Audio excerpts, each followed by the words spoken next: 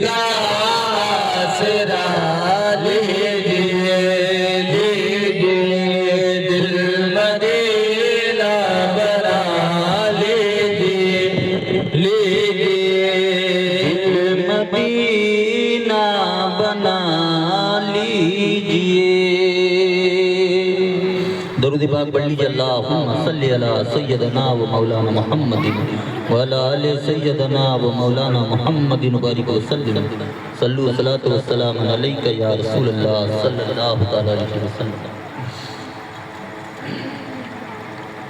کہ الحمدللہ اس نے اپنے برگزیدہ رسول اور اپنے پیارے پیغمبروں کو ہماری رہنمائی کے لیے مامور فرمایا، جن کے ہدایت کے پرتوں نے ہم کو سیدھی راہ دکھائی، جن کے رسالت کے جلووں نے ہمارے دل کے فانوسوں میں معرفت کی شمع چمکائی، جس کی روشنی میں ہم نے اپنے آپ کو فانی اور اس کو باقی جانا، جس کے خوشخبری کے نتیجے میں ایک ایک دولت بے زوال ہم نے پائی،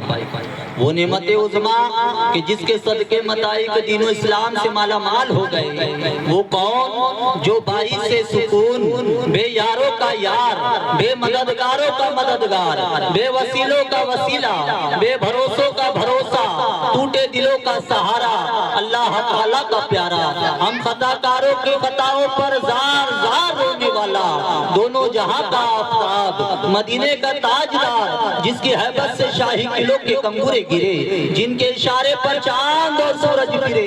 جن کو فرشتے جھولا جھلائے، جن کے در پر جبرائیل آئے، سب جن و بشر حور و ملک انہی کا دم بھرتے ہیں، اور اکثر چرند و پرند شجر و حجر انہی کو سجدہ کرتے ہیں، کل کائنات میں انہی کا ڈنکا بجا ہے اور بجے گا، شفاعت کا تاج انہی کے سر پر سجا ہے اور سجے گا، برائی سے بھلائی اور بھلائی سے برائی کی یہی چاٹنے والے ہیں، اور دنیا بھر کے تمام ظاہر و باطن خزانوں کے بھی بانٹنے والے ہیں، اللہ تعالیٰ جل شانہ سے دلانے والے، اور اللہ تعالیٰ اما نوالہ سے ملانے والے۔ تو جیسے کسی عاشق کا کلام ہے، بڑھئے درود پاک، اللہم صلی علی سیدنا شفیعنا حبیبنا نبینا مولانا محمد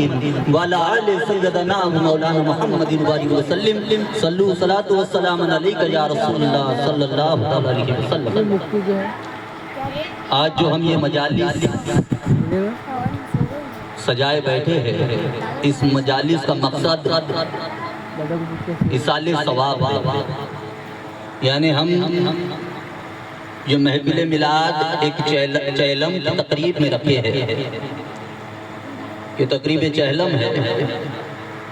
چہلم کے معنی 40واں یعنی 40 دن پورے ہونے کے بعد چہلم منایا جاتا ہے۔ اب کئی لوگ کہتے ہیں کہ چہلم حدیث سے ثابت نہیں، قرآن سے ثابت نہیں، تو اللہ تبارک و تعالیٰ قرآن مجید فرقان الحمید میں ارشاد فرماتا ہے کہ میں نے حضرت بابا آدم علیہ السلام کو یعنی حضرت آدم علیہ السلام کو جب پیدا کیا تو ان کی پیدائش کے پہلے فرشتوں کو حکم دیا کہ فرشتوں تمام عالم سے مٹی لے کے آؤ۔ کیا لے کے آؤ؟ تمام عالم کی مٹی جمع کی گئی، جس میں کعبے کی جس جگہ ہے، جس جگہ کعبہ موجود ہے اس جگہ کی بھی مٹی موجود ہے۔ تمام مٹیوں کا گارا جو ہے ایک ڈھیک لگایا گیا، پھر اس ڈھیک کے اوپر اللہ تبارک و تعالیٰ نے 39 دن نحوست کی بارش برسائی، تکلیفوں کی بارش برسائی۔ کتنی؟ 39 دن اس ڈھیک کے اوپر 39 دن جو ہے تکلیفوں کی بارش برستی رہی۔ پھر 40ویں روز اللہ تبارک و تعالیٰ کی دریا رحمت جوش میں آئی، اور اس رب قدیر نے 40ویں دن اپنی رحمت کی بارش برسائی۔ اس کے بعد حضرت آدم علیہ السلام کا وہ مجسمہ تیار ہوا، تو آدم علیہ السلام کی جو پیدائش یعنی آپ کا جو مجسمہ جو مورت بنائی گئی، وہ 40 دن مٹی کو جو ہے اس پانی کے اندر ڈالا گیا، تب جا کے وہ 40 دن مکمل ہوئی۔ تو ہماری ابتدائی 40 دن سے ہے، تو انتہا بھی 40 بھی۔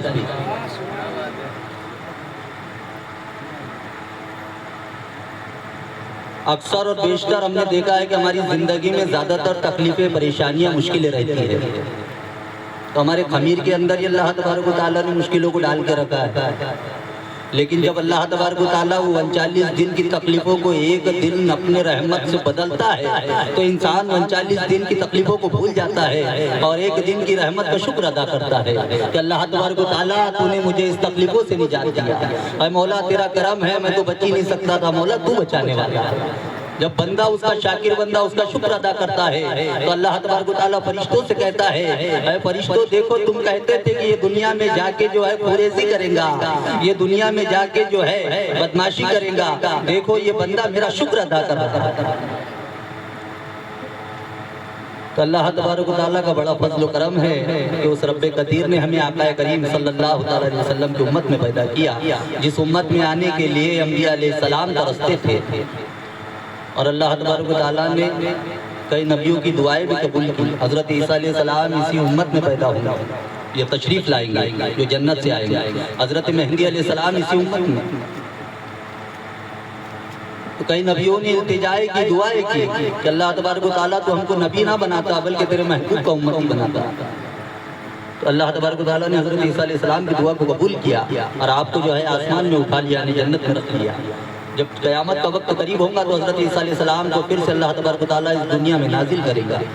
اور ان کے بعد جو ہے 40 سال کے بعد پھر قیامت برپا ہوگا۔ اللہ تبارک و تعالیٰ سے دعا ہے کہ اللہ تبارک و تعالیٰ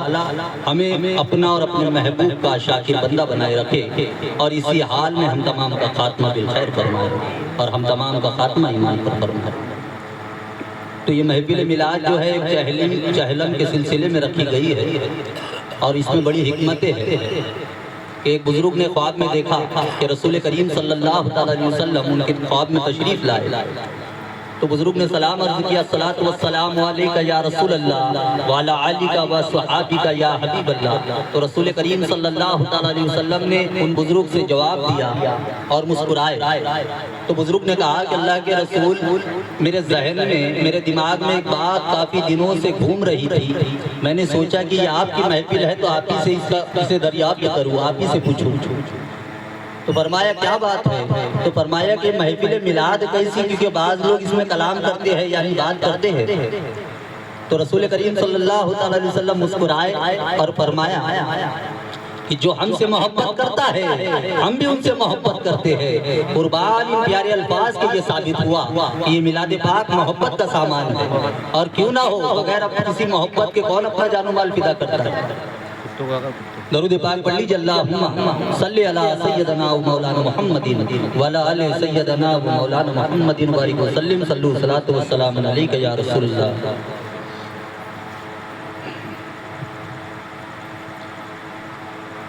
رحمت